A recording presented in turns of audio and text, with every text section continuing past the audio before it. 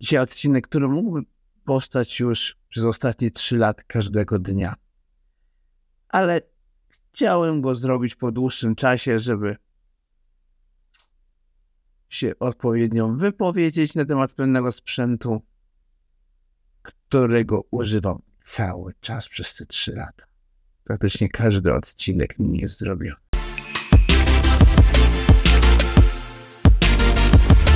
Cześć, dzisiaj kolejny subiektywny Z. Dzisiaj się wypowiem na temat dosyć ważnego sprzętu w moim asortymencie, jak chodzi o nagrywanie filmów na YouTubie. Między innymi chodzi tu o mój aparat Lumixa G80,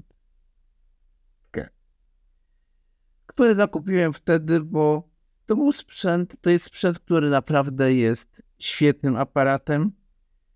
W budżecie osiągalnym, można powiedzieć osiągalnym dla osoby, która już poważnie wie, że będzie chciała robić YouTube'a. Tym bardziej, że ja go wykorzystuję jeszcze w pewnej kwestii, ale ją poruszę w dalszej części tego. Jakiego kupowałem, bo można go kupić w granicach 3000 zł. Za niego dałem. I naprawdę świetny aparat. Praktycznie w tym aparacie brakuje mi jednej rzeczy. 4K w 60 klatkach. No cóż, wtedy to była nowość dostępna chyba w GH5. W tych wyższych aparatach nie każdy to jeszcze wtedy miał. Można powiedzieć, że to jest taka uboższa GH5 wykastrowana. Sorry za te słowa, ale chciałem, żebyście dokładnie zrozumieli. Bo tu mamy 4K w 30 klatkach, w 25 klatkach też mamy. 25 klatek to jest taki właśnie filmowy, vlogowy klatkarz. Podobno warto w nim właśnie robić vlogi. To są takie przyjemniejsze do oglądania według wielu. I ja tak właśnie robiłem. I właśnie on jest fajny, mały, wygodny. Do vlogowania jest super, naprawdę. I nawet uważam, że jak nie potrzebujemy tych bajerów, które zapewnia GH5, GH5S albo GH6 teraz, a dysponujemy mniej więcej budżetem w ten sposób, to ja nie wiem, czy bym się nie zdecydował na ten lub na nowszy model, bo są chyba jeszcze są jeszcze nowsze teraz, GH90, G90 na przykład, i do tego sobie dobrał obiektyw porządny. Taki bardziej uniwersalny. Jest fajny obiektyw w asortymencie Panasonica, który mi się podoba, ale on kosztuje kilka tysięcy. Ale jest jedno światło, ma różne ogniskowe, bardziej jest taki uniwersalny, żeby szerszy, węższy kąt robić. Praktycznie zastępuje nam wiele obiektywów, ale póki co mogę sobie pomarzyć. Oczywiście tu mamy wszystkie te tryby. Manualny, autofokus. No właśnie, autofokus w tym aparacie. Niby jest ok, ale czasem trzeba chwilę odczekać, żeby się dobrze wyostrzył. Ja na przykład robiąc przebitki, nie wiem, na przykład takiego pendrive'a, nie wiem czy innych sprzętów widzieliście na moim kanale przebitki, że są tak z bliska nagrywane, że kabel pokazuje z bliska coś. I czasem jest tak, że ta ostrość się rozjeżdża, ten autofokus. Czasem trzeba powtórzyć kilka razy to wyostrzyć, ustawić i zrobić ruch. Kilka razy jedną przebitkę, chociaż jest dobrze zrobiony tak jak chcę, żeby ta ostrość była tam, gdzie trzeba autofokus, resztę rozmazane tło. Tak jest, nie wiem, czy to jest sprawa po prostu obiektywu, bo na przykład ten drugi obiektyw, który mi się marzy, on już autofokus łapie od 30 mm od szkła. Trafi nawet łapać. Właśnie to jest dużo lepsza optyka. Bo to jest w zestawie dołączony od 12 mm do 60 przybliżenia. Tamten już jest troszeczkę inny, ma zakres.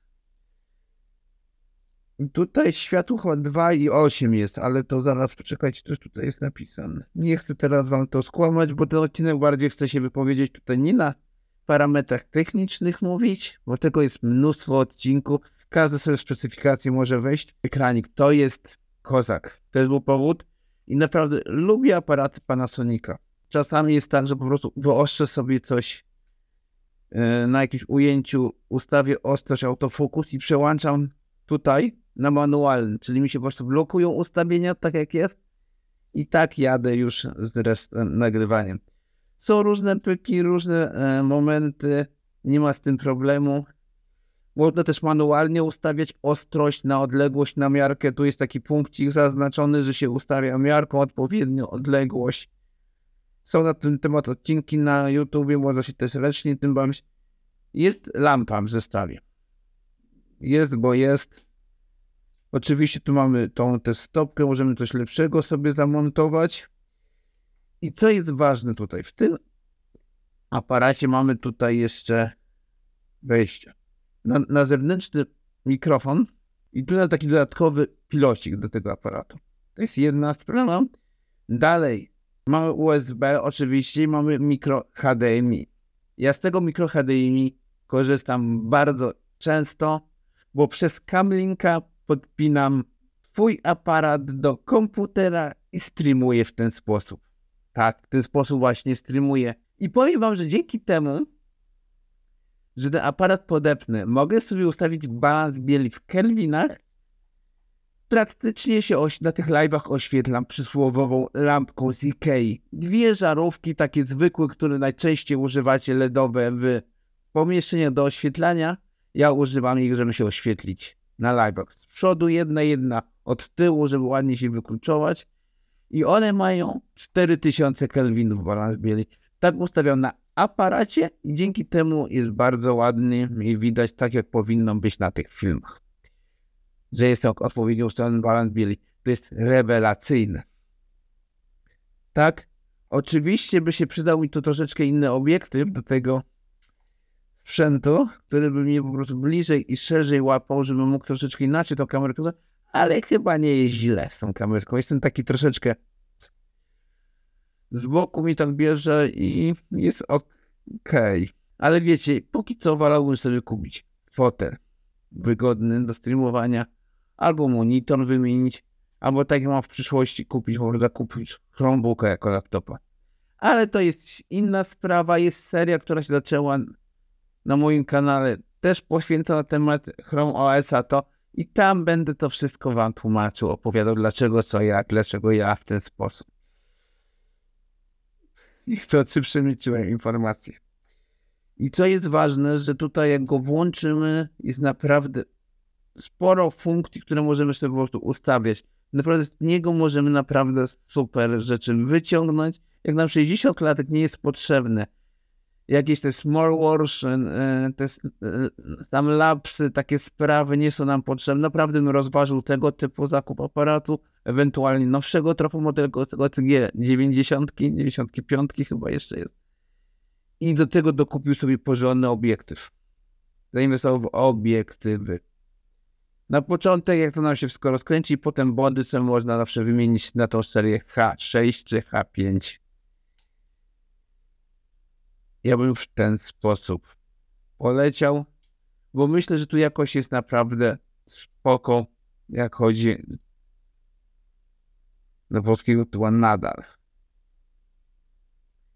A obrazek też często robi właśnie obiektyw. Czasem warto właśnie w dobry obiektyw zainwestować, bo resztę to jak widzi obiektyw, to zarejestruje aparat na matrycy, odda na matrycy przekaże. To jeszcze jest takie ciekawe, że tutaj możemy sobie zamontować zasilacz. Taki zewnętrzny zasilacz bezpośrednio do gniazdka zasilić na aparat. Tutaj wkładamy zamiast baterii taką końcówkę wkładamy, tutaj ją wkładamy i tu mamy otwór, tą gumkę, gdzie możemy kable sobie przełożyć. I tak właśnie to robię na live'ach. Jest w porządku. Dzięki temu ciągły obraz, nie tak jak to w ciągu wymieniałem baterię. I było chwilę przerwy, takie było trochę nie za ładne z mojej strony. Tak bym was trochę Oczywiście to jest seryjne zdjęcie, takie sprawy. Tutaj tego nie chcę poruszać, bo są odcinki na polskim YouTube, gdzie możecie dokładnie zobaczyć, są recenzje, które najmniejszy szczegół omawiają, ale jak mówię, to jest subiektywne zadanie, ja się wypowiadam swoją subiektywną opinię. Kartę mam tutaj wrzuconą 32 giga. Wiem, przydałaby mi się większa karta. To nie chodzi o nagrywanie odcinków, tylko ja bym chciał podcasty robić. 4K nagrywać dla was. Z kimś bym na przykład rozmawiał i to by około godziny trwało. Nie jestem w stanie tego nagrać. Bo naprawdę te nagrania potrafią ważyć. Godzina nagrania w 4K w 30 na przykład klatka czy 20, nawet koło 50 giga. 60 potrafi ważyć. Niestety jakość waży. Więc czasami obrobić film parę minut, jak ja ponagrałem przebitki, wszystko po 60-70 giga zajmuje. Film jeden. Więc muszę też dyski twarde rozszerzyć w komputerze i czasami jest tak, że ktoś mówi, o, nie masz miejsca, żeby jakąś gierkę chwilowo zainstalować, bo masz to. Tak, bo mam materiały na odcinki. Ja chcę też robić odcinki kilka naraz nagrywać, więc muszę trochę powiększyć powierzchnię, żebym po 2-3 odcinki miał te 300 giga miejsca na surówkę, plus żeby potem je wyrenderować. Więc po prostu chodzi o to, że jak ja robię sobie w ten sposób, nie mam ciśnienia, mogę bardziej dopracowywać te materiały. Dobra, to jest to w porządku. I teraz nagrywam telefony, zobaczcie sobie jak to wygląda. Nastawiłem też w 30 klatkach, oczywiście tu mogę w 60 mieć. Zapomniałem o tym. Ale to zobaczcie jaki progres powstał. Telefon już 4K w 60 klatkach nagrywa. Tu też mogę balans bieli ustawić, mogę wszystko. Więc też pokazuje jak ta technologia idzie do przodu. Oczywiście tu mamy ten komfort, że tu mamy wymienne obiektywy. Tu można sobie demontować. Zawziąć kolejny obiektyw. Coś jeszcze tu jest takiego, co bym wam powiedzieć, co zauważyłem. A, i tutaj jeszcze jest taka sprawa, że zanim wyciągniecie baterię, wyłączcie aparat. Bo ja zauważyłem, jak mam włączony aparat i wyjmę baterię i włożę drugą, to często jest tak, że ustawienia aparatu się rozjeżdżają i trzeba jeszcze raz jakby skonfigurować. Bo do poprzednich to przed zmianami i w ferworze walki może być tak, że niechcący zapomnimy i będzie na przykład balans inny ustawiony bieli, coś tam i nam się po prostu to rozjedzie. Bo on kiedyś wraca do wcześniejszych, że były wcześniej zrobione, czy coś takiego. Ma coś takiego, nie wnikam, jak się normalnie wyłączy, wyjmie baterię, jest wszystko ok. Mówię, bo to jest subiektywne o swoich takich spostrzeżeniach. Coś jeszcze było? Nie, oczywiście on też jak nagrywa ten materiał, on dzieli ten materiał na fragmenty, że mam pół godziny, to on ma podzielony ten materiał na części. Też to jest dobre, bo on idealnie dzieli, jak składamy, mamy ciągły aparat, który w kilku plikach.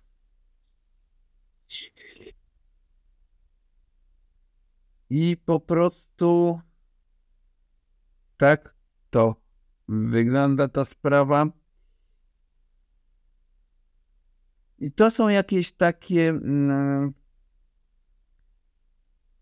techniczne sprawy, bo ja dokładnie pamiętam, kiedyś czytałem, że przy obecnych jakichś tam kodekach czy standardach może zapisać ileś materiału po prostu i to dzieli, bo przy tym formacie zapisu, który jest tutaj na karcie, ileś czasu może być maksymalnie ważyć takie nagranie czy coś takiego i 4K może być to i on dlatego sobie to dzieli, żeby zapisać, bo to jest chyba FAT32, plik ten nie ma ograniczenie takie, że chyba nie może być 1 giga, czy tam giga nie może być większy, coś tam, jeden plik pojedynczy zapisany. To są już wyższa sprawa, ja teraz nie pamiętam, bo ja to czytałem, nie chcę wam powiedzieć, ale to jest jakoś już jest uzasadnione konkretnie, że to jest w ten sposób zrobione. Więc Ale nie ma co się martwić, bo jak mamy ponumerowane po kolejności, to weźmiemy odcinki, zlepimy, jest idealnie tak, jakbym mówił, bez żadnych przeskoków, bez niczego, bo to tylko co softowo dzieli ten materiał, żebyście nie byli przerażeni. I pamiętajcie naprawdę, że jak żeby zatrzymać, dopiero kartę wyciągać. Bo jak wyciągniemy kartę, nie zatrzymamy, nam ten plik się uszkodzi. Jest niby program do odzyskiwania, ale to... Ja kilka razy tak się załatwiłem. To też o tym mówię. I naprawdę na początek polecam. Jak jeszcze byście używany dostali jakiś, to chociaż może te nowsze modele, a nawet ten G80 jest bardzo fajnym aparatem. I mówię, ja go używam cały czas. To był dobry zakup, bo nie tylko nagrał raz, 2 razy w tygodniu jakiś odcinek, tylko prawie codziennie z niego korzystam podczas live. A i co jest ważne, bo jest opinia taka, że jak będzie podpięty cały czas pod tę ładowarkę, no to, że on się grzeje, że może ten aparat może do degradacji. W moim przypadku tego nie odczuwam. Wszystko dobrze chodzi, nie przywiesza się ten aparat i dużo osób się wypowiada pozytywnie. Ja mam ładowarkę, taki zasilacz kupiony na Amazonie. USB normalnie, tak, że mógł ktoś pod pendrive'a, pod powerbanka podpiąć. Tylko z tym, że to musi być powerbank 3 amperowy. Tak, bo to musi być 3 ampery, żeby ten aparat tam prawidłowo działał. Na 2-amperowym mogą być z niektórymi z autofunkcją, z silnikiem, z czymś problemy. Tak, to musi być, bo też mam ładowarkę 3 amperową. To musi być po prostu 3 ampery. 5V, ale 3 amperowy powerbank. Po prostu mówię o tym, żebyście też wiedzieli w ten sposób, bo dużo osób o tym mówi. Coś jeszcze warto by tu powiedzieć? Już takie sprawy. Tu nie chcę wchodzić w techniczne. Ja specyfikację tego aparatu dołączę wam w opisie. Dokładnie mówię, zobaczyć, poczytać sobie dokładnie o nim. Oczywiście jest też tutaj z bliska, możemy brać z celownika zdjęcia. Zdjęcia też bardzo fajne robi. Rawy zapisuje. Dużo zdjęć robi. Nie ma z tym problemu. Na Vlogu, jak wpiszecie Vlog, taki portal jest, tam jest mało dobra, to ja też może coś podrzucę tutaj do swoich zdjęć, które też robiłem tym aparatem. Często możecie zobaczyć zdjęcia robione tym aparatem też na moich Instagramach. Więc już tak trochę przynudzam. Coś może podrzucę. I też właśnie go wziąłem po to, że lubię sobie wyjść porobić trochę zdjęć. Więc jest spoko, roko. Też sobie lubię wyjść porobić trochę zdjęć. I jeszcze mam taki obiektyw tutaj manualny, stary obiektyw. Tylko muszę w końcu tą za 100 przejściówkę kupić. I zobaczyć, bo możliwe właśnie, że ten obiektyw będzie idealnym obiektywem do streamowania właśnie. Ostrość na równo, ustawić po prostu ją sobie manualnie i jechać wtedy w ten sposób. Łączność ma taki, że jest trochę innej charakterystyki obiektyw i go też chcę wykorzystywać do nagrywania odcinków, bo to też jest dosyć ciekawy obiektyw. Tam mam jeszcze taki jeden obiektyw z tych starszych. Zobaczymy, pożyjemy. Dobrze, to zostaw łapę, zasubskrybuj kanał i napisz, czym ty nagrywasz. Jak nagrywasz się, bawisz takie rzeczy na YouTubie czy coś takiego. I powiem wam szczerze, że te nowe telefony też robią robotę. Nie wiem, czy pamiętacie, czy niektórzy pamiętają, że ja praktycznie przez pierwsze 3 lata prawie nagrywałem P8 Huawei swoim filmem. Telefonem właśnie na YouTubie. Też było to fajne, a w końcu G80 mogłem sobie sprawdzić. I się cieszę bardzo, że akurat na ten aparat poszedł wybór.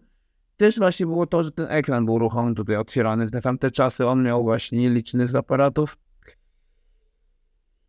Dobra, bo bym mógł mówić długo na temat tego, się wypowiadać takie elcie, pecie, nie ma to sensu, narka, kończę.